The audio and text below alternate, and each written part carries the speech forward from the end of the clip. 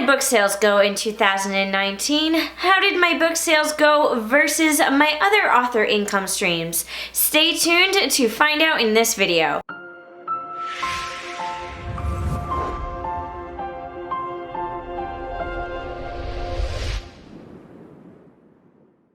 Want weekly videos on self-publishing, writing, and book marketing? Be sure to hit the subscribe button as well as hitting that bell icon to get notifications every time I post a video. Hello everyone, my name is Lynn. I'm an author, a book cover designer, and the creator of the Book Launch Planner, and today we're going to be breaking down some publishing stats.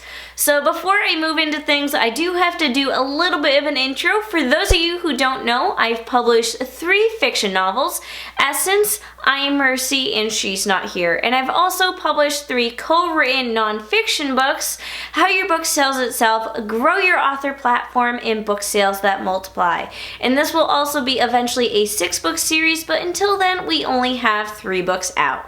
And lastly, I also have the Book Launch Planner, which is a planner I'm designing that is coming out hopefully in a few months here in 2020. Now, the reason I'm telling you all of this is because you need to know how many books I've published as we talk about sales numbers. Now, we are not talking specifically about how many books specifically I've sold or how much money specifically I've made. We are going to be talking a little bit kind of about that, but we are more talking about percentages. How many books have I sold of She's Not Here in comparison to Essence? She's Not Here was published in 2018, but Essence was published in 2013. So with such a big publishing gap, how do the sales numbers compare? Now basically, I've thought for a long time, should I even share my sales numbers? I will say 2019 was one of my best sales years, even though I didn't actually publish any fiction books. I did publish 3 non-fiction books with fellow author Bethany Atzazeta, so that helped immensely with my sales numbers, but overall, the increased sales numbers has a lot to do with my growing platform and just knowing how to market books better. Now comparing my sales numbers for all my books has been interesting because Essence has been out for 6 years, I Am Mercy has been out for 4 years, and She's Not Here has been out for a little over 1 year. Now anyone who really knows publishing may know that a book has a typical shelf life of 2 years. You'll see most of your book sales within the 2 years, and then after that things will peter out as people lose interest. I am proud to say that despite all that, my books are still selling pretty good, but you will notice later as we jump into the numbers that the older the book is, the less sales it has in comparison to my other books. Now I will say I'm not talking about specific sales numbers and money I've made because, like most people, I'm uncomfortable talking about my income with the world. As most of you know, it is rude to ask people how much money they make off of their job, and while I do have a full-time job besides this, I would still consider it rude if you guys asked me how much money I've made. So I'm going to try to be as open as possible to let you guys know a little bit, but of course I'm not gonna give you my full income because that's just weird and unnecessary. So basically we're talking about where are my sales coming from. Are they coming from Kindle Direct Publishing? Are my book sales coming from Ingram Spark? Or are they coming from the in-person book events I try to do as often as possible?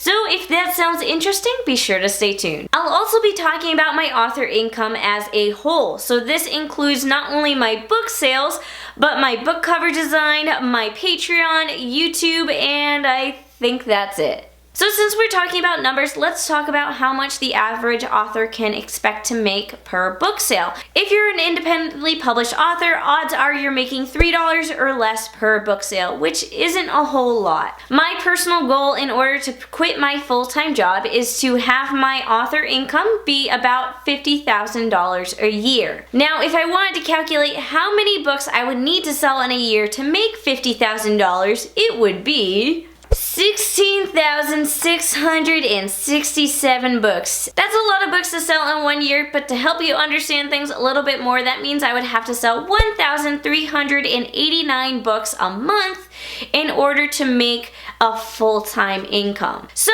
as an author, it can be very hard to reach that sales number. If you guys follow the self-publishing world, you know that the best way to meet that sales number is to publish a lot of books. So the more books you publish, the less amount of books you have to sell per book. Now, I love writing, but I hate the idea of pressure to write and publish a certain amount of books every year in order to continue meeting sales goals. I don't think that sounds enjoyable at all. I like to publish books as I feel like publishing books. I don't like feeling the pressure. So one way I alleviate pressure is through side hustles. Not only does it alleviate pressure off of my writing, but it's also another creative outlet for me. So I enjoy graphic design, which is why I do cover design. I enjoy doing my videos on YouTube, which, you know, is great. I do YouTube videos on here. And I enjoy helping other authors, which is why I do my Patreon page where I have exclusive videos, webinars, and podcasts. So basically, I'm able to do all these different passions without putting all the pressure of income and sales onto one of them. Not only that, if you talk to business experts, you will hear them say that the best way to get a consistent income off of your business is to have multiple streams of income. So I will let you know that in November and December, it's a little bit harder to get cover design clients because everyone is kind of celebrating the holidays. So during those months, I cannot depend whatsoever on my cover design for income. However, November and December are top selling months for my books because people are shopping for presents. So that is where you see the multiple income streams come in handy and help even each other out. If you're an author and you have other side hustles that help fuel your passion as a creative, let me know in the comments down below. I'd love to hear more about them. I think the writing community needs to celebrate more side hustles and other hobbies outside of writing, so just be sure to celebrate it down below in the comments. Okay, so with that all aside, we are going to break into the charts. So the first chart we're going to be breaking down is the different streams of income. Coming in first place at 41.3% is my book sales. So that is a pretty ideal number if you ask me. That is almost 50% of my income as an author, and I would like that to kind of stay that way because first and foremost, I am an author and I would like to see the majority of my sales coming from my books. Next, we have cover design at 34.6%, YouTube at 11.6%, Patreon at 9.3%, and AuthorTube Academy at 3.3%. And for those of you who are curious, I did move AuthorTube Academy to Patreon, so in 2020 you will see that stack disappear completely. Now, of course, YouTube and Patreon aren't big income streams, and if anyone is on YouTube or Patreon, you already know this, but it's kind of something that I would do anyways, so it's nice to get income off of it. The next chart is the more exciting one, and that is book sales, specifically where the book sales are coming from. At 56%, we have Kindle Direct Publishing. So Kindle Direct Publishing handles all the distribution through Amazon, whether that be through ebook or paperback, so it kind of makes sense that that is the top earner. I wasn't able to break down exactly ebook sales versus paperback sales. I just couldn't gather all the stats and it was starting to give me a headache. I did find that about 70% of my sales were ebook and the other 30% were paperback, which is kind of what you expect as a self-published author. Signed books come in at 31.8%, so that counts as any books that are sold through my website or in-person signings. During these book signing events, I actually did a lot of vlogging and I published a lot of those vlogs exclusively on Patreon. So if you'd like to watch those, be sure to join the Vlogger Club tier on Patreon. And this percentage actually does not include bookstore book signings because bookstores ordered their books through Ingram Spark. Which brings me into the next percentage, which is Ingram Spark, which is 12.2%. So Ingram Spark is anyone who ordered books through expanded distribution, which includes bookstores and also includes all my hardcover book sales. So basically, to sum it all up, this chart does not surprise me at all, and again, I think I would like to keep the percentage percentages the same coming 2020. This next chart is actually kind of sort of my favorite because it breaks down each title and how many of each title I've sold and which one sold the most versus which one sold the least. So my top seller of this year was Grow Your Author Platform at 35.6%. This is not surprising at all. Bethany and I kind of knew this was going to be a hot topic for the series, that it's kind of the bare bones basics. Whether you are published or unpublished as an author, you will want to read this book. And before I go any further, I will say I do have How Your Book Sells Itself on here at 2.1%. And the reason that percentage is so low is because that book is technically owned by Bethany, so she's the one that has all the sales numbers.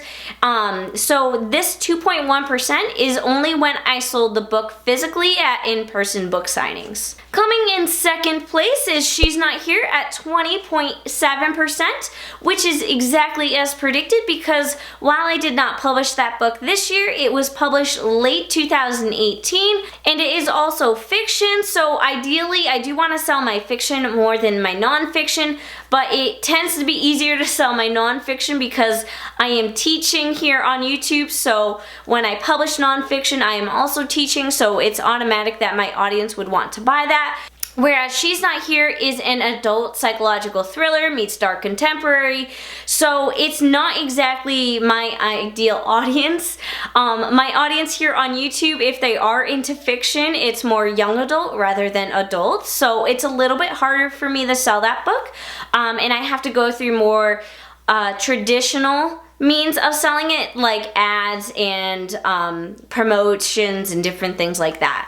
Next is Book Sales That Multiply at 15.2%.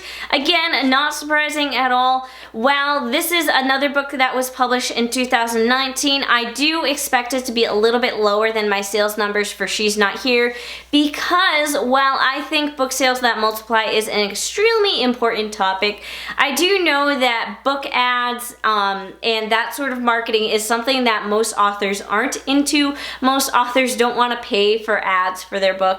So I did know that the sales numbers for this book were going to be lower. Do I wish it were higher because I think the information in there is valuable? Absolutely, but again, not surprised. Next we have I Am Mercy at 13.8%, which again, for a book that was published 4 years ago, not too shabby. It's catching right up with all the others. And as predicted, my oldest book, which is 6 years old, is Essence, and it comes in last in terms of book sales at 12.6%. The fact that any book that is 6 years old is still selling makes me extremely happy, and it will always hold a special place in my heart because it is my debut novel. I hope you found this information extremely useful. If you did, let me know in the comments down below. I also want to give a huge shout out to my patron of the week, Samantha Trunfeld. As a thank you for her supporting me on Patreon, I'm going to read you guys a little bit about her book. Her work in progress is called A Night Without Stars, which is about a group of teenagers who all wield magic that came from the stars. Like their ancestors, their job is to protect the earth from darkness that threatens to consume it.